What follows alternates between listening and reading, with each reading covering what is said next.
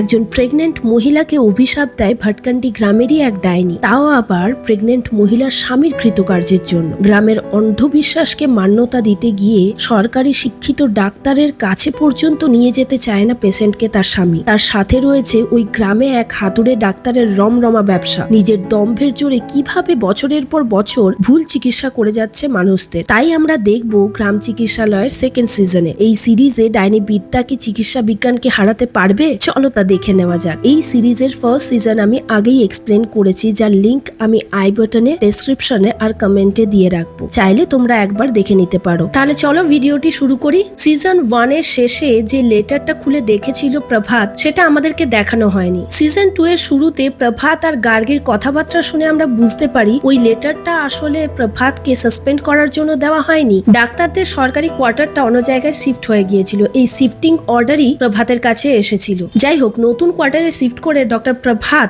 Second সিজনে বেরোয় প্রথম হসপিটাল যাওয়ার জন্য, তাও আবার সাইকেল নিয়ে। রাস্তায় তার সাথে দেখা হয়ে যায় একটা বাচ্চা ছেলের। বাচ্চা ছেলেটিকে সে লিফট দিতে চাইলে বাচ্চা ছেলেটি পাথর নিয়ে ছুটতে আসে। ভয়ে প্রভাত ওখান থেকে পালিয়ে যায়। চিকিৎসা কেন্দ্রে ঢুকে দেখে তার জন্য অনেকজন পেশেন্ট ওয়েট করছে। তার মধ্যে কিছু জনকে সে ওষুধ লিখে দিয়েছিল, সেই ওষুধ তারা ঠিকঠাক মতো পায়নি। একজন তো চিকিৎসা করানোর জন্য নিজের পটিটাকেই পরীক্ষা করাতে ডাক্তারবাবুর কাছে একটা মিষ্টির প্যাকেটের মধ্যে নিয়ে চলে আসে। এদের কথাবার্তা শুনে আমরা জানতে পারি এরা ডাক্তারের কাছে চিকিৎসা করাতে এসেছিল। এদেরকে যে ডোজের ওষুধ দেওয়া হয়, কম্পাউন্ডার ফুটানি ওদেরকে সেই ডোজের ওষুধ দেয় না। যাকে 3টে দাগ ওষুধ দেওয়ার কথা তাকে 1টা দাগ দেয়, যাকে 5টা দাগ ওষুধ দেওয়ার কথা তাকে 2টো দাগ দেয়। এর কারণ যখন প্রভাত গোবিন্দের কাছ থেকে জানতে চায়, গোবিন্দ জানায় সরকারি হাসপাতালে কখনোই রিকোয়ারমেন্ট অনুযায়ী ওষুধ আসে না। তখনই চিকিৎসা কেন্দ্রের সামনে থেকে একটা অটো অ্যানাউন্স করতে করতে যাচ্ছিল ডক্টর চেতকের কাছে 21 টাকায় চিকিৎসা করান, সাথে পাবেন আনলিমিটেড ওষুধ। যা সরকারি চিকিৎসালয়ে চিকিৎসা তো পেয়ে যাবেন, ওষুধ আপনারা পাবেন না, তাই আপনারা সবাই মিলে ডক্টর চেতকের কাছেই দেখান। এরপরে আমরা দেখি ডক্টর চেতকের চেম্বারে তার মেয়ে এসেছে, যার নাম রুহি। রুহিকে তার বাবা অনেক টাকা পয়সা খরচ করে MBBS করাচ্ছে, যাতে সেও এর মতো হাতুড়ে ডাক্তার না হয়। কিন্তু সে পড়াশোনায় খুব একটা ভালো না, কোনো রকমে চালিয়ে নিচ্ছে আর কি। এরপরেই ডক্টর চেতক কুমারের চেম্বারে রাম আফতার আসে, যে গ্রামীণ চিকিৎসালয়ের পাশেই থাকে। তার সাথে খুব একটা বনিবনা নেই আমাদের ডক্টর প্রভাতের। যেহেতু এই চিকিৎসালয় খোলানোর জন্য রাম আফতারের ফসল কাটিয়ে দিয়েছিল ডক্টর প্রভাত, তাই তার কাছে যায় না, চেতক কুমারের কাছে চিকিৎসা করাতে আসে। চেতক কুমার তার যে প্রবলেম ছিল কোমরে ব্যথা, তা গুগলে টাইপ করে দেখালে তার কোনো ওষুধ দেখায় না, তাই জন্য চেতক কুমার তাকে একটা পেন কিলার লিখে দেয়। কিন্তু রাম আফতার টাকা পয়সা দেওয়ার নাম নেয় না, সে এমনিই চলে যেতে থাকে ওষুধ নিয়ে। চেতক কুমার তো টাকা না নিয়ে কোনো চিকিৎসা করবে না, রাম আফতারের কাছে থাকা তাঁরই সে বের করে নিয়ে নেয় তার ফিস হিসেবে। এরপরে আমরা আবার গোবিন্দকে দেখি, যে এতদিন পর্যন্ত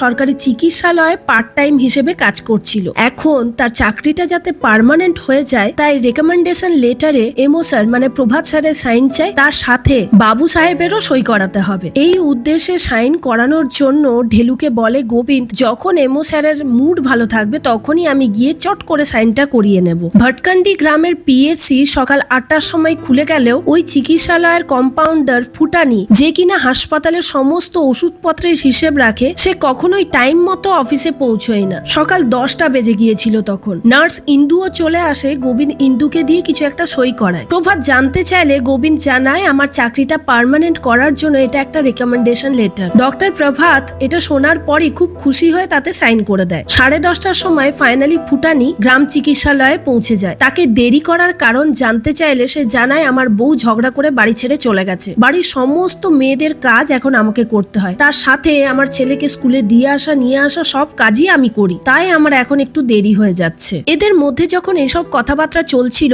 বাইরে ঝগড়ার আওয়াজ পেয়ে বেরিয়ে দেখে স্বামী স্ত্রী দুজন ঝগড়া করেই যাচ্ছে। তারা বাইরে বেরোলে বুঝতে পারে স্বামী এখানে ডাক্তার দেখাতে এসেছে। স্বামী আসতে চাইছিল না, তাকে জোর করে তার স্ত্রী ধরে বেঁধে এনেছে। হসপিটালে ঢোকার পর প্রভাত তাদের সিমটমস জানতে চাইলে তাদের নিজেদের মধ্যেই ঝগড়া শেষ করতে পারছিল না। তারা সিমটমস বলবে কি, অনেক কষ্টে সিমটমস গুলো এক এক করে বলার পর তাকে পরীক্ষা করে ডক্টর প্রভাত জানতে পারে স্বামীর, যার নাম ভাস্কর, তার কিডনিতে স্টোন আছে। তাই তাকে বেসিক কিছু মেডিসিন লিখে দেয় আর বলে তুমি খুব বেশি করে জল খাবে এখন। ওষুধের লিস্টটা ফুটানিকে দেওয়ার পর ফুটানি ডাক্তারবাবুকে এসে জানায়, স্যার এইসব ওষুধ আমাদের কাছে এখন নেই। তা জেনে প্রভাত খুব অবাক হয়ে যায়, কারণ এগুলো খুবই বেসিক মেডিসিন, যা আমাদের হাসপাতালে হাসপাতালে থাকাই উচিত। তখনই ভাস্করের কোমরে অসহ্য যন্ত্রণা শুরু হয়। তা দেখে প্রভাত ঠিক করে যেভাবেই হোক আমাদের কাছে ওষুধ আনাতে হবে। তাই জন্য সে সিএমও অফিসে বাবু সাহেবকে ফোন করে। বাবু সাহেব বলে, আমাদের হাসপাতালে এত ওষুধ নেই যে সব হাসপাতালে আমি সমস্ত ওষুধ বিলি করে দিতে পারবো।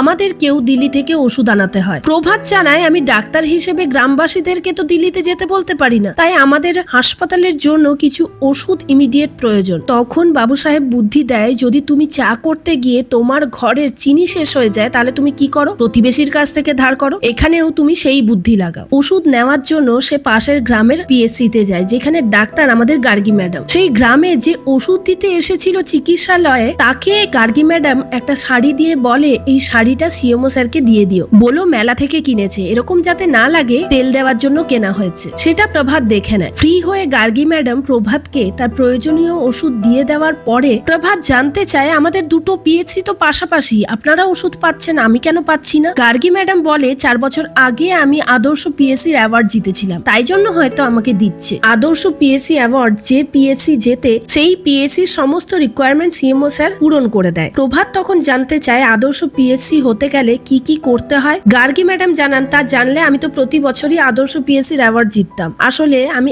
একবারই ওটা জিতেছিলাম, পরপর 2 বছর আরেকটা পিএসসি এই অ্যাওয়ার্ড জিতছে। তার কিছু প্যারামিটার্স আছে, তার লিস্ট পেলে আপনাকে আমি পাঠিয়ে দেব। এদিকে আমরা ভাস্কর আর তার বউকে দেখি, কোমরে অসহ্য ব্যথা হওয়ার জন্য পিএসসি তে ওষুধ না পেয়ে তারা চেতক কুমারের কাছে চলে আসে। চেতক কুমার সমস্ত কিছু শুনে তাকে 1 বোতল তাড়ি, যা রাম আফতারের কাছ থেকে নিয়ে রেখেছিল, সাথে কিছু পেন কিলার দিয়ে দেয়। বলে, এই ওষুধ খেলেই তুমি সেরে যাবে, আরো যদি হয় আমি তো রয়েছি। সরকারি হাসপাতালে গেলে তোমরা কোনো ওষুধপত্র পাবে না, তা আমার কাছে এলেই পাবে। এই বলে ভাস্কর আর তার বউ নিজেদের বাড়ি চলে যায় আর ওখানে গিয়েও ঝগড়া করতে থাকে। সেই সময় তাদের বাড়িতে ফুটানি আর এমও স্যার প্রভাত পৌঁছে যায় ওষুধ দিতে। হসপিটালে যখন ওষুধ ছিল না, প্রভাত তাকে বাড়ি পাঠিয়ে দেয়, বলে আমি পরে তোমাকে ওষুধ দেব। তাই তারা এসেছিল ওষুধ নিয়ে। যখন এসে দেখে ভাস্করের সামনে তাড়ির বোতল, তার সাথে চেতক কুমার যে ওষুধ দিয়েছে তা পেন কিলার, প্রভাত বলে, এই সব ওষুধ তোমাকে খেতে হবে না, এই ওষুধ খেলে কিছুক্ষণের জন্য ব্যথা কম থাকবে কিন্তু তোমার রোগটা সারবে না। তারই তো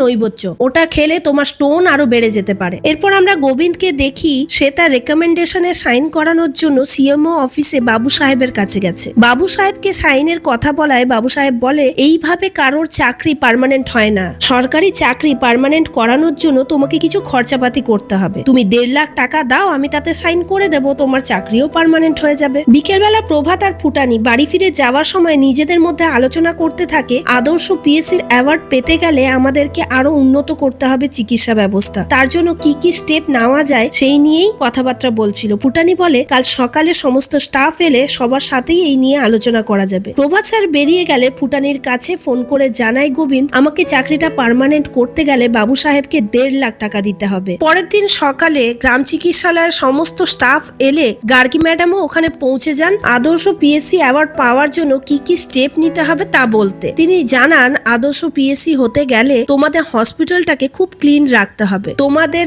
অফিসের যে অভিযোগ বাক্সটা রয়েছে সেটা যেন খুবই কম অভিযোগ জমা পড়ে, তোমাদের এখানে যত পেশেন্ট আসবে তারা যেন সমস্ত চিকিৎসা এখান থেকে পায়, তারা যেন স্যাটিসফাইড থাকে, এগুলো মাথায় রাখতে হবে। এরপর পিএসসি চেম্বারে মৌসুমী আর তার হাজবেন্ড আসে। মৌসুমীর বিয়ে 8 মাস আগেই হয়েছে, এখন সে 8 মাসে প্রেগনেন্ট। তাকে প্রভাত যখন কিছু পার্সোনাল কথা জিজ্ঞাসা করে, মানে কবে লাস্ট পিরিয়ড হয়েছিল, হোয়াইট ডিসচার্জ হয় কিনা, তাতে আনকমফোর্টেবল হয়ে যায় তার হাজবেন্ড, আর এখানে চিকিৎসাই করাতে চায় না, যেহেতু এত পার্সোনাল কোশ্চেন জিজ্ঞাসা করেছে। বিশ্বাস তার বউকে টানতে টানতে নিয়ে চলে যেতে থাকলে ফুটানি ওকে আটকায় আর বলে, ডাক্তাররা চিকিৎসার জন্য কোশ্চেন জিজ্ঞাসা করবে না তো কিসের জন্য কোশ্চেন জিজ্ঞাসা করবে। ওদের মধ্যে একটু ঝগড়াও হয়ে যায়, তাতে বিশ্বাস রেগে মেগে তার বউকে নিয়ে যায় আর বলে, এই পিএসসিতে আমি আর কখনো আসবো না। এরপর প্রভাত গোবিন্দ আর ফুটানিকে এক জায়গায় এনে বোঝাতে শুরু করে, আমাদেরকে যদি আদর্শ পিএসসির অ্যাওয়ার্ড জিততে হয় তাহলে সমস্ত পেশেন্টের সাথে খুব ভালো ব্যবহার করতে হবে, তারা যদি কোনো অভিযোগ করে দেয় অথরিটির কাছে আমরা তাহলে এই অ্যাওয়ার্ড পাবো না। গোবিন্দের চাকরিটা পার্মানেন্ট করানোর জন্য ফুটানি গোবিন্দকে নিয়ে চেতক কুমারের কাছে যায়, কারণ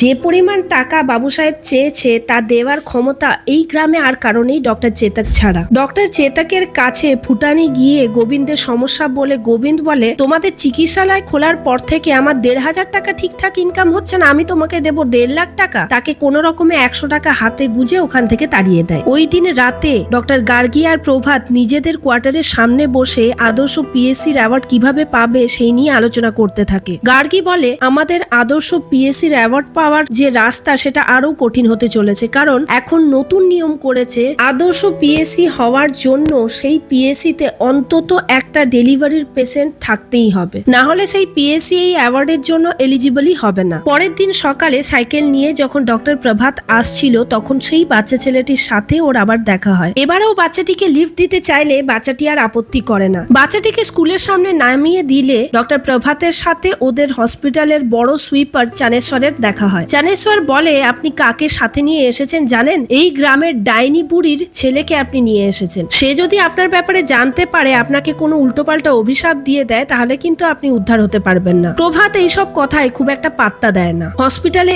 এসে প্রভাত ফুটানি আর গোবিন্দকে ডেকে বলে, আমাদের পিএসসি কে যদি আদর্শ পিএসসি অ্যাওয়ার্ড পেতে হয় তাহলে আমাদের হাসপাতালে কমপক্ষে একজন ডেলিভারি পেশেন্টকে ডাকতে হবে। এটা শোনার পর ফুটানি আর গোবিন্দ দুজনে মিলে বেরিয়ে যায় গ্রামে খোঁজ করতে কেউ প্রেগনেন্ট মহিলা আছে কিনা। তারা প্রথমে নিজেদের মধ্যে আলোচনা করে নেয়, আমাদের প্রেগনেন্ট মহিলাকে খুঁজতে হবে। বিশ্বাসের বউ যে একাই এই গ্রামে প্রেগনেন্ট তা তো নাও হতে পারে। সমস্ত গ্রাম খুঁজেও কোনো প্রেগনেন্ট লেডি ওই গ্রামে পায় না, একমাত্র বিশ্বাসের বউ ছাড়া। বিশ্বাসের কাছে গেলে সে বলে, আমি কিছুতেই আমার বউকে ওই ডাক্তারের কাছে চিকিৎসা করাবো না। তখন ফুটানি বলে, তুমি কি জানো সরকারি হাসপাতালে তুমি তোমার বউয়ের ডেলিভারি করাও তাহলে সরকারের তরফ থেকে তুমি ৬,০০০ টাকা করে পাবে। এই কথা শুনে বিশ্বাস আনন্দে লাফাতে লাফাতে পিএসসি তে পৌঁছে যায় প্রভাত স্যারকে দেখাতে তার বউকে নিয়ে। এরপর ভটকান্ডি গ্রামের পিএসসি তে অফিসিয়ালি একজন ডেলিভারি পেশেন্ট যুক্ত হয়ে যায়। এই কারণে এই পিএসসি আদর্শ পিএসসি অ্যাওয়ার্ড জেতার জন্য এলিজিবল হয়ে যায়। সেই দিন রাতেই এসে গার্গী ম্যাডামকে এই সুখবরটা জানিয়ে দেয় প্রভাত। কিন্তু গার্গী বলে,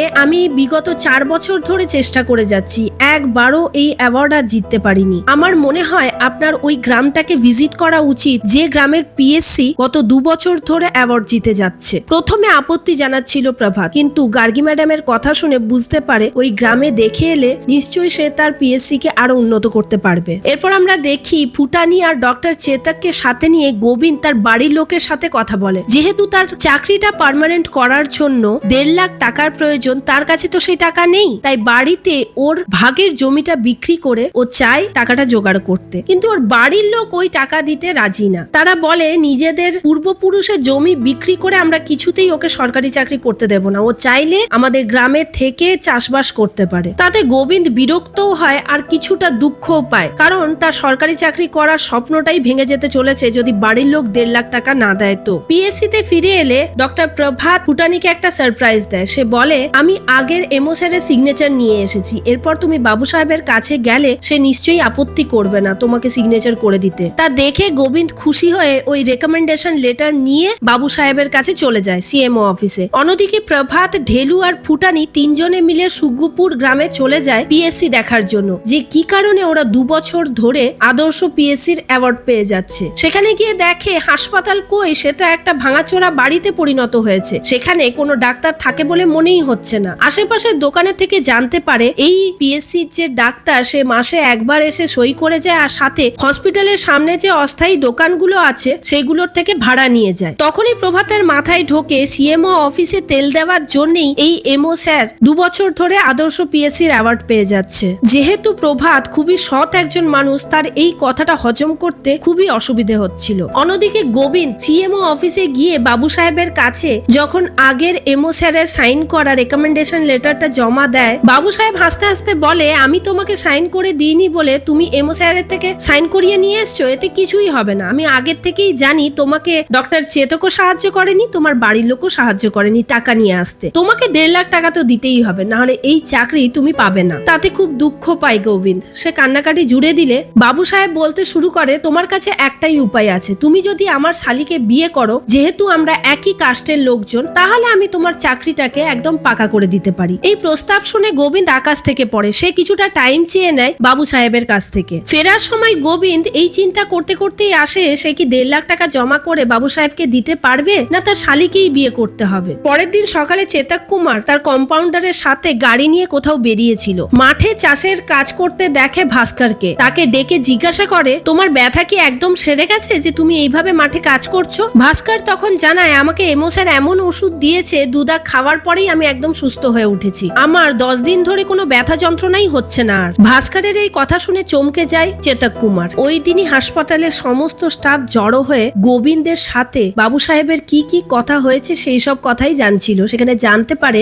গোবিন্দকে নিজের চাকরি পাকা করতে গেলে বাবু সাহেবের শালিকে বিয়ে করতে হবে, তাই সবাই মিলে ওর পেছনে লাগতে থাকে। ঢেলু এসে জানায় এরকমই একটা ঘটনা আমাদের গ্রামে একজনের সাথে ঘটেছিল। বিয়ের আগে সে মেয়েকে কখনো দেখেইনি, টাকার জন্য ওই মেয়েকে বিয়ে করার পর জানতে পারে মেয়েটি কথাই বলতে পারে না। এসব শুনে গোবিন্দ খুব ভয় পেয়ে যায়। তার ভাবি বউ যদি এরকম বোবা হয় তো, তাই সে ফুটানিকে দিয়ে কল করায় বাবু সাহেবকে, বলে তুমি আমার দাদা হয়েই কলটা করো। বাবু সাহেবের কাছে ফুটানির কল গেলে বুঝতেই পেরে যায় যে নাম্বারটা ফুটানির। সঙ্গে সঙ্গে ফুটানিকে বলে তোমাকে দাদা সেজে আর কথা বলতে হবে না, আমাদের এখানে মেয়ে দেখার কোনো রীতি নেই, তাই গোবিন্দকে আমি কোনো মতেই মেয়ে দেখাবো না। যেহেতু তোমাকে আমি অনেকদিন আগে থেকে চিনি, তোমাকে চায়ের জন্য ইনভাইট করলাম, তাড়াতাড়ি এসো, তুমি সেখানে মেয়েকে দেখে যাবে। যেহেতু চিকিৎসালয়ের ভেতরে রং হচ্ছিল, তাই ডক্টর প্রভাত চিকিৎসালয়ের বাইরে মাঠে বসে সব পেশেন্টদেরকে দেখছিল। সেখানে একজন বয়স্ক পেশেন্ট আসে যে তোতলা, কথা ঠিকমতো বলতে পারে না, তার বিপির ওষুধ শেষ হয়ে গিয়েছিল, তাই সে সরকারি হাসপাতালে এসেছে ব্লাড প্রেসারের ওষুধ নিয়ে যাবে, তার সাথে প্রেসারটাও চেক করিয়ে নিয়ে যাবে বলে। এবার ঘটনা হচ্ছে চিকিৎসালয়ের ভেতরে রং করা চলছিল বলে সমস্ত জিনিস তারা একটা প্যাকেটে প্যাকেটে ভরে রেখেছে। প্রেসার চেক করার মেশিনটা কে কোথায় রেখেছে তা কেউ মনে করতে পারছে না। তাই প্রভাত বলে আজকে রং করা হয়ে গেলে সন্ধ্যাবেলা আপনি আসবেন, আপনার প্রেসার চেক করে দেবো, সাথে ওষুধও আপনি পেয়ে যাবেন। তখনই গার্গী ফোন করে জানায় পিএসসি চেক করার লোকজনেরা এখন গ্রামে গ্রামে ঘুরে বেড়াচ্ছে পরীক্ষা করার জন্য পিএসসি গুলোকে। আপনাদের পিএসসি রেডি করে রাখবেন, হয়তো আজকেই আপনাদের গ্রামে পৌঁছে যেতে পারে আপনাদের পিএসসি দেখার জন্য। এই কথা শুনে পিএসসি সমস্ত স্টাফকে ডেকে গোবিন্দ বলে যত তাড়াতাড়ি সম্ভব তোমরা জিনিসপত্র ঢুকিয়ে গুছিয়ে রাখো, কারণ আজকে বিকেলের মধ্যেই হয়তো আমাদের গ্রামে পৌঁছে যেতে পারে পরীক্ষার জন্য পিএসসির কর্মকর্তারা। কিন্তু ফুটানি এখানে বলে সবে এখানে রং করা হয়েছে, এখনই যদি সমস্ত জিনিসপত্র ঢুকিয়ে দিই রংটা খারাপ হয়ে যেতে পারে। 1 ঘন্টা অন্তত দিন পুরো ঘরটাকে শুকিয়ে যাওয়ার জন্য। সাথে এটাও বলে আমার মিসেস যেহেতু বাড়িতে নেই, বাড়িতে অনেকগুলো কাজ পড়ে আছে করার জন্য, আমাকে 1 ঘন্টার জন্য ছুটি দিতেই হবে। এদিকে চেতক কুমার প্ল্যান ভাজে, ও তো এমও স্যারের কাছে হেরেই যাচ্ছে, তাহলে এমন কিছু করতে হবে যাতে এমও স্যারকে এই গ্রাম থেকে তাড়ানো যায়, নাহলে তার ব্যবসা তো বাঁচানো যাবে না। তাই সে ঠিক করে এই গ্রামের পলিটিশিয়ান কিশোরী ভাইয়ের সাথে হাত মেলাবে। কিশোরী ভাইয়ের কাছে গিয়ে এমোর ব্যাপারে উল্টোপাল্টা লাগায় আর বলে আগে ইলেকশনের সময় আপনার কথা কিছু শোনেনি, এখন আমার পেছনে লেগেছে। এমও স্যারকে আরো বাড়তে দিলে ও কিন্তু আমাদের মাথায় চড়ে বসবে, তাই গ্রামের সবাইকে একসাথে করার জন্য আমাদের এখানে একটা পুজো করা প্রয়োজন, আপনি সেই জোগাড় যন্ত্র করুন, আমি গ্রামের লোককে জোগাড় করে আনছি। এদিকে গ্রাম চিকিৎসালয়ের দেওয়াল তখনও শুকনো হয়নি, জিনিসপত্রগুলো সব বাইরেই পড়ে রয়েছে। প্রভাত তাড়া দিলেও বাকি স্টাফেরা বলতে থাকে এখন যদি আমরা সব জিনিসপত্র তুলে দিই গন্ধ হয়ে যাবে, আরেকটু সময় দিন। তখনই ওই গ্রামের একটা ছেলে চলে আসে, তার পায়ে সাপ কামড়েছিল বলে। সাপটাকেও সে বস্তায় ভরে এনেছিল। যখনই কোন সাপ সেটা চেক করতে যাবে, দেখে সাপ হাওয়া। কিছুক্ষণ পরে ওই সাপটাই ডাক্তারবাবু পায়ের ওপর দিয়ে যায়, তা দেখে সবার আত্মারাম খাঁচা হয়ে যায়। সাপটা চলে গেলে প্রভাত দেখে তাদের কাছে অ্যান্টিভেনাম কিছু নেই, তাই পেশেন্টকে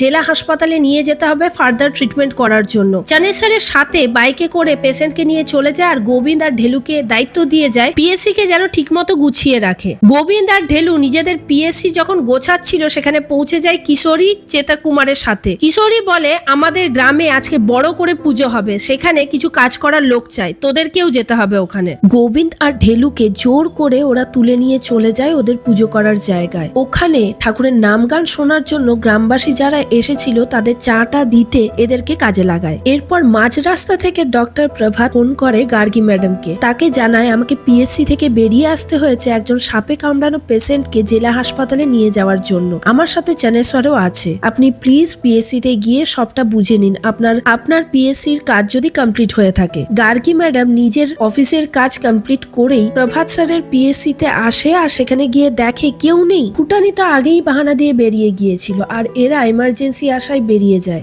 গোবিন্দ আর ঢেলু পুজোর নাম গানে যে চা দেওয়ার কাজ করছিল সে দেখে এখান থেকে পালানোর সুযোগ পেলেই পালিয়ে যাবে তারা। পিএসসি গোছানোর এক গাদা কাজ পড়েছিল তখন। এদিকে ফুটানি যে 1 ঘন্টা সময় পেয়েছিল সেই সময়টা কাজে লাগাতে সে সিএমও অফিসের বাবু সাহেবের বাড়িতে চলে যায়। বাবু সাহেবের বউরা আবার 4 বোন, তার শ্বশুর শাশুড়ি মারা গিয়েছে, তাই বাকি 3 জনের বিয়ের দায়িত্ব বাবু সাহেবের উপরই এসে পড়েছিল। তার বউয়ের পরের 2 জন বোনের বিয়ে দিয়েছে এমন লোককে, তারা বাবু সাহেবের বাড়িতেই বেগার খাটে। ছোট বোনের জন্য সে ঠিক করেছে আমাদের গোবিন্দকে। ফুটানি বাবু সাহেবের বাড়িতে গেলে বাবু সাহেব জানায়, আমাদের এখানে পরম্পরা নেই অবিবাহিত মেয়েদের মুখ দেখার, তাই তোমাকে মুখ দেখাতে পারবো না, কিন্তু সে এসে তোমাকে চা খাইয়ে যাবে। গোবিন্দের সাথে তার ছোট শালী বন্দনার বিয়ে হওয়ার কথা বলেছিল। বন্দনা মুখে ঘোমটা দিয়ে আসে। ফুটানি তার ছবি নেওয়ার জন্য নিজের ক্যামেরাকে লুকিয়ে অন করে রাখে, যাতে কোনোভাবে তার ছবি তোলা যায়। এদিকে গোবিন্দ আর ঢেলু কোনো রকমে কিশোরীর চোখ থেকে পালিয়ে বাঁচে, আর পিএসসিতে এসে দেখে ম্যাডাম গার্গী এসে সমস্ত জায়গা গুছিয়ে নিয়েছে। সে জানায়, একমাত্র প্রভাত স্যারের ঘরটাই আমার সাজানো বাকি আছে, তোমরা প্রভাত স্যারের ঘরটা নিজেরা সাজিয়ে নাও। আর একটা ফুলের বুকে দিয়ে বলে, তোমাদের স্যারের তো মনে থাকবে না,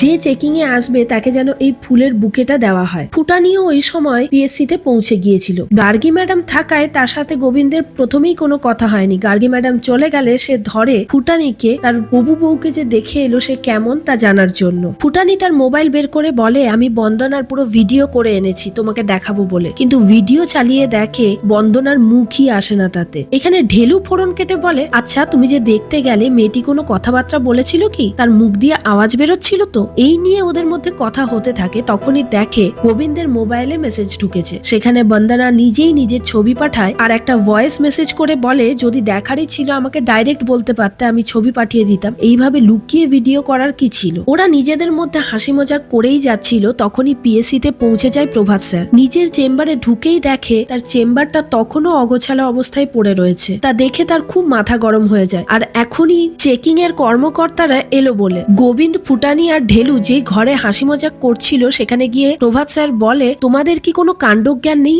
এত কাজ পড়ে রয়েছে, যখন খুশি চেকিং এর লোকেরা চলে আসতে পারে, তোমরা এখনো এখানে গেজাচ্ছ? তোমরা যদি কাজ করতে নাই পারো তা আমাকে জানিয়ে দাও, আমি সিএমও অফিসে চিঠি দিয়ে জানিয়ে দেব। সেই সময় ঢুকে যায় চেকিং এর লোকেরা। ওদের ঢুকতে দেখেই প্রভাতের হাত পা ঠান্ডা হয়ে যায়, কারণ ভেতরে তখনও অগোছালো অবস্থায় সবকিছু পড়েছিল। সে বাইরে বেরিয়ে যে ম্যাডাম এসেছিলেন তাকে রিকোয়েস্ট করে, ম্যাডাম এখন তো অনেক সন্ধে হয়ে গেছে, আপনি চাইলে কালকে এসে আবার দেখতে পারেন। তা শুনে ম্যাডাম বলে, তাহলে কি তুমি আমাকে ঢুকতে বারণ করছো? তুমি প্রিপেয়ার না? তা বললে কিন্তু আমি লিখে দিতে পারি, সেক্ষেত্রে তুমি কিন্তু এলিজিবল হবে না এই কম্পিটিশনে। প্রভাত ভেবে দেখে এখন যা হবার হবে, যদি নাও হয় অ্যাটলিস্ট কম্পিটিশনে পার্টিসিপেট তো করুক। তাই সে ম্যাডামকে বলে, সেরকম কোনো ব্যাপার না, আপনি চলুন। চেকিং এর পুরো টিম পিএসসি তে পা দেওয়ার সাথে সাথেই কারেন্ট চলে যায়। তখনই ম্যাডাম বলে, আপনার ভাগ্যটা খুব ভালো, আজ এই অন্ধকারে কিছুই দেখা যাবে না, আমি কাল সকালেই এখানে এসে ভিজিট করে যাব। ওরা চলে যেতেই প্রভাত হাঁপ ছেড়ে বাঁচে। ফুটানি পিএসসি থেকে বেরিয়ে স্যারকে বলে, এটা আপনার কোনো ভাগ্যের জোরে হয়নি, আমি বিদ্যুৎ অফিসে ফোন করে বলে দিয়েছিলাম যাতে এখানকার লাইনটা কেটে দেয়। যেহেতু প্রভাত কিছুক্ষণ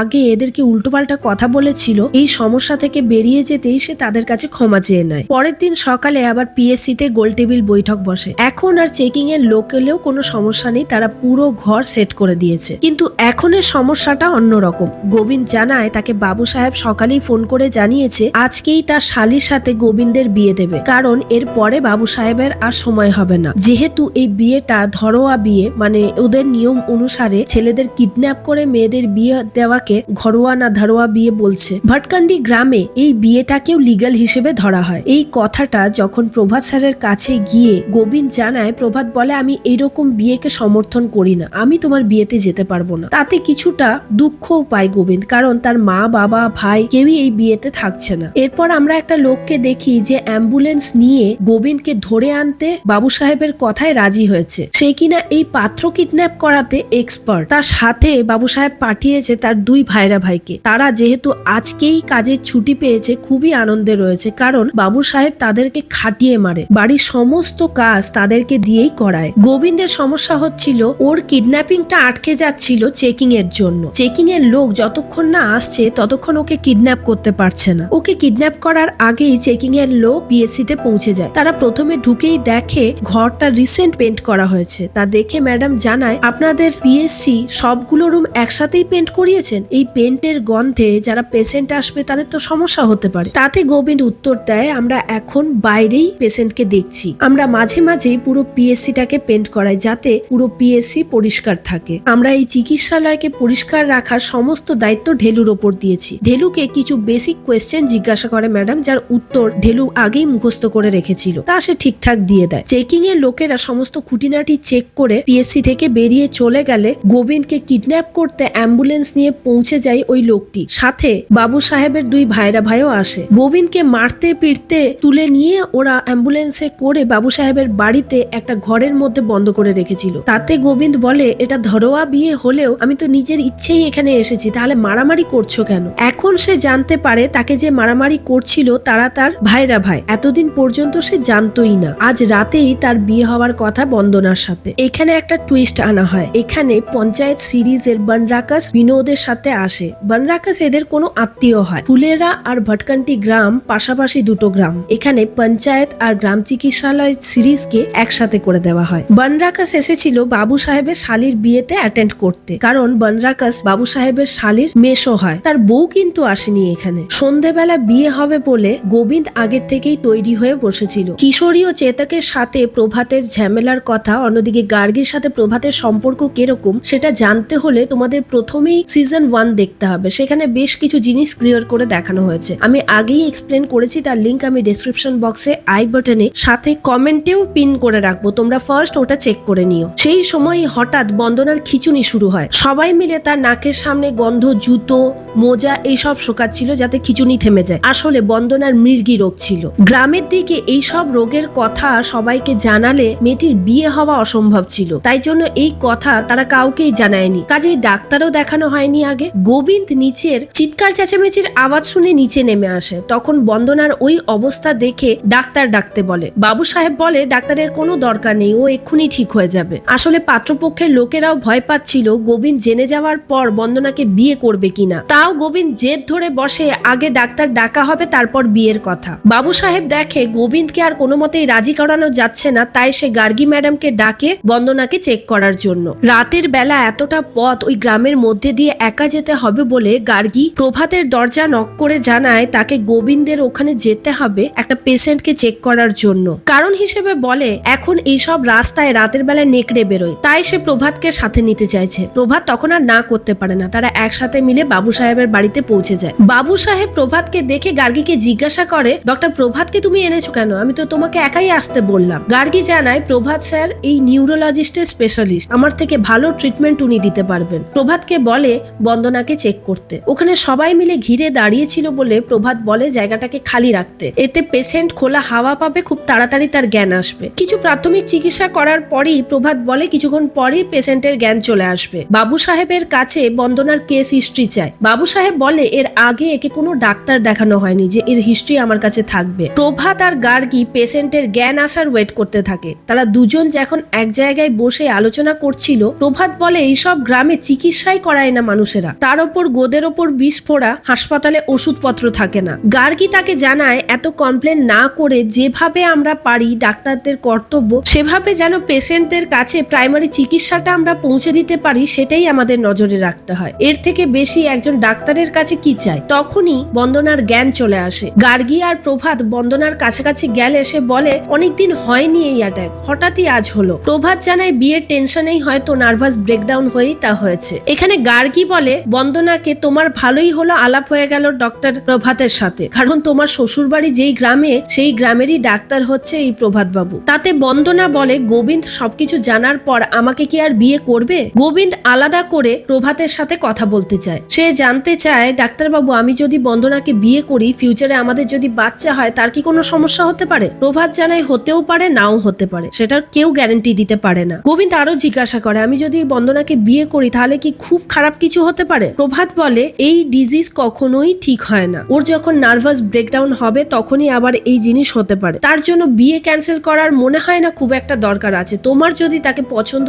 থাকে, তুমি যদি মনে করো এই বিয়েটা চালাতে পারবে, তুমি বিয়ে করে নিতে পারো, খুব একটা খারাপ কিছু হবে না। ডাক্তারের আশ্বাস পেয়ে গোবিন্দ এই বিয়েতে রাজি হয়ে যায়। বিয়ে রিচুয়াল শুরু হলে দেখি মণ্ডপে অবস্থিত সবার মুখেই হাসি থাকে। বাবু সাহেবও খুব খুশি থাকে, কারণ এটাই তার শেষ দায়িত্ব ছিল বিয়ে দেওয়ার। পরের দিন সকালে ভটকান্ডি গ্রামে সবাই ওয়েট করছিল গোবিন্দ কখন নতুন বউ নিয়ে আসবে। গোবিন্দ নতুন বউ নিয়ে আসার পরেই গ্রামে একটা দুর্ঘটনা ঘটে যায়। সবাই যখন নতুন বউয়ের জন্য ওয়েট করছিল তার মধ্যে একটি বাচ্চা ছেলেও ছিল যে কিনা ওই ডাইনির ছেলে। সে ধাক্কাধাক্কির কারণে বিশ্বাসের পায়ে পা দিয়ে দেয়। বিশ্বাস রাগে ওকে একটা এমন থাপ্পড় মারে যে তার মুখ থেকে গলগল করে রক্ত পড়তে থাকে। গ্রামের সবাই তখন আতঙ্কিত হয়ে যায়। সে বলে তুই এটা কি করলি? তোর বউয়ের বাচ্চা হবে আর তুই কিনা এই ডাইনি ছেলেকেই মারলি? কিছুক্ষণ পরে ডাইনি তার ছেলে সাথে গ্রামের কিছু লোকজন নিয়ে এসে বিশ্বাসের বাড়ির কাছে এসে বলে তুই আমার ছেলের মুখ থেকে রক্ত ঝরিয়েছিস, রক্তর বদলে তোকে রক্ত রক্তই দিতে হবে। তোর বউয়ের সামনেই বাচ্চা হওয়ার কথা আছে না, আমিও দেখছি কিভাবে তোর বউ বাচ্চা জন্ম দেয়। সেই ডাইনি কিছু একটা মন্ত্র পড়ে ওখান থেকে চলে যায়। বিশ্বাসের এরপর ভয়ে আত্মারাম খাঁচা হয়ে যায়, কারণ তার বউয়ের সামনেই ডেলিভারি। গ্রামের লোকও তাকে ভয় দেখাতে থাকে, এই ডাইনির অভিশাপ কখনো বিফলে যায় না, তাই তার ভয় করতে শুরু করে। এদিকে সকাল 10টার সময় আদর্শ পিএসসির অ্যাওয়ার্ডের রেজাল্ট বেরোনোর কথা ছিল। প্রভাত আর ফুটানি সকাল থেকে ওয়েট করে যাচ্ছিল কখন তাদের রেজাল্ট বেরোবে। রেজাল্ট বেরোলে প্রভাতের মন খুব খারাপ হয়ে যায়, কারণ ওই অ্যাওয়ার্ড জিতেছিল গার্গীর হসপিটাল। গার্গী যখন অফিস যাওয়ার জন্য বেরোচ্ছিল, প্রভাত তাকে কনগ্রাচুলেশনস জানায়, তার সাথে বলে তুমি সিএমও অফিসে বারবার শাড়ি পাঠিয়েই এই অ্যাওয়ার্ডটা হাসিল করেছো, এটা কিন্তু ফেয়ার না। তাতে গার্গী বলে সেটা যদি করেও থাকি তুমি তা করনি কেন? আমি চেয়েছিলাম তোমার হসপিটাল যেন এই অ্যাওয়ার্ডটা এবছর জেতে, আমি তার জন্য চেষ্টাও করেছিলাম। গার্গী প্রভাতকে বোঝানোর চেষ্টাও করে, তুমি সুবিধা কিভাবে পাচ্ছ সেটা বড় কথা নয়, তুমি এই সুবিধাগুলো গ্রামের মানুষের কাছে পৌঁছে দিতে পারছো এটাই বড় কথা। কিন্তু প্রভাত তার কোনো কথাই শুনতে চায়নি। গার্গীও রেগেমেগে ওখান থেকে চলে যায়। এরপরেই আমরা দেখি বিশ্বাসের বাড়িতে মৌসুমীর অসহ্য পেন হচ্ছে পেটে, তার সাথে ব্লিডিংও শুরু হয়ে গেছে। বিশ্বাস মৌসুমীর এই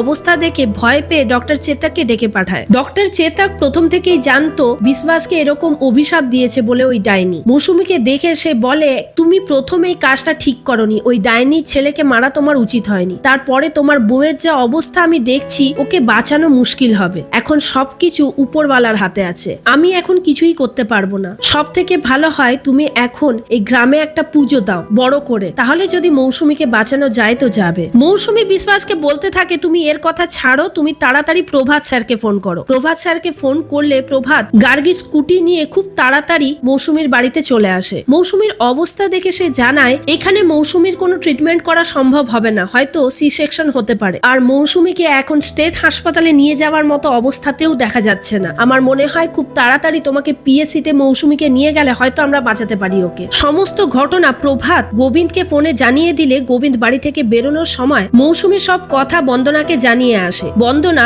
গোবিন্দ বেরিয়ে যাওয়ার পর কাউকে ফোন করে। এরপরেই আমরা দেখি মৌসুমীকে একটা ঠেলা গাড়ি করে পিএসসিতে নিয়ে যাওয়া হচ্ছে। মৌসুমীর অবস্থা খুবই খারাপ হয়ে গেছে অতিরিক্ত ব্লিডিং এর কারণে। মৌসুমীকে ভেতরে নিয়ে যাওয়ার পর ডক্টর প্রভাত চেক করে দেখে এখনো পেশেন্টের প্রেসার হাই, অতিরিক্ত ব্লিডিং হয়ে যাচ্ছে। ওই ব্লিডিং বন্ধ না করতে পারলে ডেলিভারি কিছুতেই সম্ভব হবে না। তাই জন্য বেশ কিছু ওষুধ প্রেসক্রাইব করে, যে ওষুধগুলো ইন্দু জানায় এই হসপিটালে নেই। প্রভাত খুব চিন্তায় পড়ে যায়, কারণ ডেলিভারি করানোর জন্য আর এই ব্লিডিং বন্ধ করানোর জন্য ওই ওষুধগুলো মাস্ট। তখনই তার বাবার ফোন আসে। প্রভাতের বাবা দিল্লির অনেক বড় হাসপাতালের ডাক্তার, সে সমস্ত কিছু শোনার পর বলে মেয়েটিকে তুই তাড়াতাড়ি স্টেট হসপিটালে নিয়ে যা, তোর পক্ষে ওই সব জায়গায় এই ডেলিভারি করানো সম্ভব না, আর এটা তোর ফার্স্ট ডেলিভারি, এখানে যদি কোনো গন্ডগোল হয়ে যায় গ্রামে কোনো সিকিউরিটি নেই, সবাই তোকে মেরে ফেলবে ওখানে। প্রভাত বলে আমার হাতে যা আছে আমি সেটা করবই, আর এখন একে স্টেট হাসপাতালে নিয়ে যাওয়ার মতো অবস্থাতেই নেই। অন্যদিকে আমরা চেতাক কুমারকে দেখি। চেতাক কুমারের কাছে তার মেয়ে রুহির এমবিবিএস কলেজের প্রিন্সিপাল ফোন করে। প্রিন্সিপাল চেতাক কুমারকে জানায় আপনার মেয়ে চিটিং করতে গিয়ে ধরা পড়েছে এমবিবিএস পরীক্ষা দিতে গিয়ে। তা শুনে চেতাক কুমার ভড়কে গিয়ে বলে আমার মেয়ে এই কাজ করতেই পারে না, আমার মেয়ে পড়াশোনায় খুবই ভালো। তখন ওখানকার প্রিন্সিপাল বলে আপনার মেয়ের এগেনস্টে এমনি আমি অ্যালিগেশন দিচ্ছি না, আমাদের কাছে সিসিটিভি ফুটেজ রয়েছে যেখানে দেখা যাচ্ছে রুহি চিটিং করছে। এই ঘটনা চেতাক কুমারের মনে গভীর দাগ ফেলে দেয়। সে এত কষ্ট করে মেয়েকে পড়াশোনা করাচ্ছে আর মেয়ে কিনা এরকম চিটিং করে বেড়াচ্ছে। এদিকে সে খবরও পেয়ে যায় এমও স্যার মৌসুমীর ডেলিভারি করাবে বলে। তাই জন্য সে কিশোরীর কাছে পৌঁছে যায়, সেখানে গিয়ে ওকে উস্কে দেয় এটাই শেষ সুযোগ। যাকে গ্রামের ডাইনি অভিশাপ দিয়েছে, যাকে আমি বাঁচাতে পারবো না বলে জানিয়ে দিলাম, তাকে কিনা একজন এমও ডেলিভারি করাবে, ওকে বাঁচাতেই পারবে না। গ্রামের সবাইকে জড়ো করো আর এটাকেই কাজে লাগিয়ে ওই এমও স্যারকে এই গ্রাম থেকে বিদায় করো। এদিকে পিএসসিতে দেখি প্রভাত রেডি হচ্ছে মৌসুমীর ডেলিভারি করানোর জন্য। সেই সময় আমরা দেখি পিএসসির সামনে একটা অ্যাম্বুলেন্স এসে পৌঁছয়। সেখানে বেশ কিছু জিনিস গোবিন্দের শ্বশুর বাড়ি থেকে পাঠানো হয়েছিল ভেট হিসেবে, আর বেশ কিছু ওষুধও ছিল তার মধ্যে। বাবু সাহেব প্রভাতকে ফোন করে জানায় আদর্শ পিএসসির অ্যাওয়ার্ড, সিএমও অফিসের নিয়ম কানুন আর কে কি করছে সেগুলো কোনো কিছুই খুব একটা ম্যাটার করে না। আমি বুঝতে পেরেছি ডাক্তার হিসেবে তোমার দরজা অনেক উপরে। বন্দনা আজ সকালে ফোন করে আমাকে জানিয়েছে তুমি ওই গ্রামের একজন ক্রিটিক্যাল প্রেগনেন্ট মহিলার ডেলিভারি করাতে যাচ্ছ। আমি সমস্ত রকম ওষুধ পাঠিয়ে দিয়েছি, এরপর থেকে তোমার পিএসসিতে ওষুধের কোনো অভাব হবে না। তুমি মানুষ হিসেবে ডাক্তার হিসেবে অনেক উপরে, আমি সমস্ত রকম চেষ্টা করব আমার তরফ থেকে যা সম্ভব হয় সেটা তোমার কাছে পৌঁছে দেওয়া। তাতে প্রভাত কিছুটা নিশ্চিন্ত হয়, কারণ তার যে ওষুধগুলো দরকার ছিল সেই মুহূর্তে, সেই ওষুধগুলোই বাবু সাহেব পাঠিয়ে দিয়েছিল। অন্যদিকে প্রভাত গার্গীকে ফোন করে বলে এই ডেলিভারির কথা। তখনই গার্গীর অ্যাওয়ার্ড পাওয়ার কথা ছিল। সে সমস্ত কিছু ছেড়ে দিয়ে ভাটকান্ডি পিএসসিতে চলে আসে মৌসুমীর ডেলিভারি করানোর জন্য, কারণ একা প্রভাতের পক্ষে সম্ভব ছিল না মৌসুমীর ডেলিভারি করার। এটা ওর ফার্স্ট ডেলিভারি পেশেন্ট ছিল। এদিকে হসপিটালের বাইরে কিশোরী ভাই তার চেলা চামুন্ডা নিয়ে চেতক কুমারের সাথে পৌঁছে যায় ঝামেলা করার জন্য। সে ওখানে পৌঁছেই বলতে থাকে যাকে ডাইনি অভিশাপ দিয়েছে তার অভিশাপ মুক্ত না করে এই পেশেন্টকে বাঁচানো কোনো মতেই সম্ভব না। আগে মৌসুমীকে বের করে পুজো আর্চা করে ওর সাপ মুক্ত করা হোক, তারপরে যা হয় হবে। বাইরের এইসব ঝামেলা দেখে প্রভাত বলে গোবিন্দকে সমস্ত দরজা জানলা বন্ধ করে দিতে। গার্গীও সেখানে পৌঁছে যায়। মৌসুমীর অবস্থা এতটাই খারাপ ছিল, একটু ওপর নিচ হয়ে গেলেই তার মৃত্যু অবধারিত ছিল। মৌসুমীর ভাজাইনাতে কিছু কার্সের দরকার ছিল। এটা যেহেতু তার ফার্স্ট ডেলিভারি পেশেন্ট, গার্গী তা মনে করিয়ে দিয়ে জানায় আমি কি এটা করে দেব, তুমি কি পারবে, ভালো করে ভেবেচিন্তে দেখো। বাইরের অবস্থা দেখে প্রভাত বলে এখন মৌসুমীর যা অবস্থা, একটু এপাশ ওপাশ হয়ে গেলেই ওর জীবন চলে যেতে পারে। এখন যাই হোক না কেন সমস্ত দায়িত্ব আমার। তুমি এই ঝামেলায় পড়লে বাইরের লোকেরা তোমাকে ছাড়বে না, আমি এই কাজটা করছি। এদিকে বাইরে কিশোরী ভাইরা এমন ঝামেলা শুরু করেছিল, ফুটানি বুদ্ধি করে তখন পুলিশকে নিয়ে আসে। পুলিশ অফিসারের এটা পানিশমেন্ট পোস্টিং ছিল। সে এসে জানায় পানিশমেন্ট পোস্টিং এও যে এত মজা আসতে পারে, এখানে ট্রান্সফার না হলে আমি বুঝতে পারতাম না। আমিও দেখছি কে কিভাবে এই ডেলিভারিটা আটকাতে পারে। পুলিশ থাকায় কিশোরী ভাই আর কোনো ট্যাপও করতে পারে না ওখানে। এই সময় চেতক কুমারের কাছে তার মেয়ের ফোন আসে। চেতক কুমার মেয়েকে বকতে লাগে, বলে আমি কি তোমাকে চিটিং করার জন্য পড়তে পাঠিয়েছিলাম, তুমি পড়াশোনা করতে পারো না ওখানে। রুহি ওর বাবার জ্ঞান শুনে ওখানে ওর বাবার উপরই চিৎকার করতে থাকে, বলে তুমি আমাকে শেখাচ্ছ চিটিং কি জিনিস, আমি তো ছোটবেলা থেকেই তোমার কাছ থেকেই শিখেছি 10 টাকার ওষুধ কিভাবে 50 টাকায় বিক্রি করো, নিজে ডাক্তারির ডও জানো না, গুগল ঘেটে ওষুধ দাও, আর আমাকে তুমি চিটিং শেখাচ্ছ। এই সব কথায় চেতকের চেতনা হয়। সে বোঝে এতদিন সে কি বড় অন্যায় করে আসছে। তখনই প্রভাত গ্রামবাসীর সামনে পিএসসির কাছে বেরিয়ে আসে। তার মুখ দেখে মনে হয় হয়তো কোনো অঘটন ঘটে গেছে। কিশোরী ভাই মনে মনে খুবই খুশি হয়, কারণ সে চেতকের কাছ থেকে শুনেই নিয়েছিল মৌসুমীকে বাঁচানো অসম্ভব, তার উপর ডাইনির অভিশাপ লেগে আছে। সে কিছু বলতেই যাবে, প্রভাত বলে ওঠে যাও তোমরা মিষ্টি নিয়ে আসো, মা আর বাচ্চা দুজনেই সুস্থ আছে। এই কথা শুনে সব থেকে বেশি গ্রামে যদি খুশি হয়ে থাকে সে হয় চেতক কুমার, কারণ সত্যই তার চেতনা ফিরেছে। সে বুঝতে পেরেছে এতদিন ধরে গ্রামের মানুষদের ওপর কি অন্যায়টাই না সে করে যাচ্ছিল, সেই অন্যায়ের শাস্তি দিল তার মেয়ে। বাচ্চাটিকে কোলে নিয়ে প্রভাত যখন দাঁড়িয়েছিল, গার্গী বলে তুমি কিভাবে ওই অ্যাওয়ার্ডটা আনছো বা সুবিধাটা এনে দিচ্ছ সেটা বড় কথা নয়, তোমার হাত থেকে কিছু মানুষ চিকিৎসা পাচ্ছে, কোনো সুবিধা পাচ্ছে, এটাই বড় কথা। প্রভাতের মনেও এই রিয়েলাইজেশন আসে, কিন্তু তাও সে বলে সবকিছুর একটা সিস্টেম আছে। যাই হোক, রাত হলে প্রভাত আরেকজনের চিকিৎসা করতে যায়। সে সেই ডাইনির বাড়ি যায়। সেখানে গিয়ে দেখে ডাইনির ছেলের মুখের জায়গাটা অনেকটা কেটে গিয়েছিল, কেউ ওর চিকিৎসা করায়নি, কিছু জড়িবুটি লাগিয়ে রেখেছিল হয়তো। সে গিয়ে প্রথমে ফার্স্ট এড দেয় ওই বাচ্চা ছেলেটি। তখনই ঘর থেকে বেরিয়ে আসে ওই ডাইনি একটা ছুরি নিয়ে। তাকে দেখে প্রভাত জিজ্ঞাসা করে তোমাকে সবাই এই গ্রামে ডাইনি কেন বলে। এখানে ডাইনির এক্সপ্রেশন পুরো চেঞ্জ হয়ে যায়। সে জানায় আমার ছেলে যখন খুব ছোট ছিল আমার স্বামী তখন খুবই অসুস্থ থাকতো, আমি রাত দিন পুজো পাঠ করে যেতাম যাতে সে সুস্থ হয়ে যায়, কিন্তু সে বাঁচলো না। সে মারা যাওয়ার পর আমার ঠাকুরের প্রতি ভক্তিই চলে গিয়েছিল, আমি পুজো পাঠ কিছুই করতাম না। তা দেখে গ্রামের লোকেরা আমাকে বিধর্মী বলতে শুরু করলো। তার সাথে সাথে ডাইনি অপবাদও দিয়ে দিল। তাতেও আমার খারাপ লাগলো না, কারণ একটা জোয়ান মেয়ে ছেলে যদি গ্রামে একা থাকে তার উপর অনেকের কুদৃষ্টি পড়ে। সেই সময় আমাকে আগলে রাখার মতো কেউ ছিল না, আমাকে একাই লড়াই করে এই বাচ্চাটাকে মানুষ করতে হবে। তাই আমি সবার সামনে ডাইনি রূপ নিয়েই রইলাম, নিজেরা সন্তানের কথা ভেবে। আজ 10 বছর পর জানো আমি ঠাকুরের কাছে পুজো দিয়েছি শুধু মৌসুমীর জন্য। আমি চেয়েছিলাম, আমার স্বামীকে তো আমি বাঁচাতে পারিনি, মৌসুমীর বাচ্চাটা যেন সুস্থ অবস্থায় এই পৃথিবীতে আসে। প্রভাত সবকিছু শুনে বলে তোমাদের যদি এখানে কোনো অসুবিধে হয়, কোনো প্রয়োজন হয়, তোমরা নির্দ্বিধায় আমার কাছে যাবে, তোমাদের চিকিৎসার প্রয়োজন হলেও যাবে, আমি তোমাদের হেল্প করব। প্রভাত একটা মিষ্টির ডাব্বা নিয়ে ডাইনি বুড়ির কাছে রাখে আর বলে আমি আমার জীবনের ফার্স্ট ডেলিভারি করিয়েছি, তাই এই মিষ্টি তোমাদের জন্য নিয়ে এসেছি। পরের দিন সকালে ওই রকমই একটা মিষ্টির ডাব্বা পিএসসিতে চলে আসে। এরা সবাই খুলতে ভয় পাচ্ছিল, কারণ ভাবছিল হয়তো কেউ আবার পটি দিয়ে গেছে চেক করার জন্য। কেউ খুলছে না দেখে প্রভাত স্যারই ওটা খুলে দেখে তার মধ্যে মিষ্টি রয়েছে। আসলে ওই মিষ্টিটা প্রভাত স্যারই এনেছিল এদের সাথে প্র্যাঙ্ক করার জন্য। এখানেই গ্রাম চিকিৎসালয়ের সেকেন্ড সিজন শেষ হয়। তোমাদের এই সিরিজটি কেমন লাগলো অবশ্যই কমেন্টে জানিও। ভালো লাগলে লাইক শেয়ার সাবস্ক্রাইব করতে ভুলো না। সিজন 1 এক্সপ্লেন করা আছে, তোমরা চাইলে একবার চেক আউট করে দেখতে পারো। আজ তাহলে আসি, দেখা হচ্ছে নেক্সট কোনো ভিডিওতে। Thanks for watching.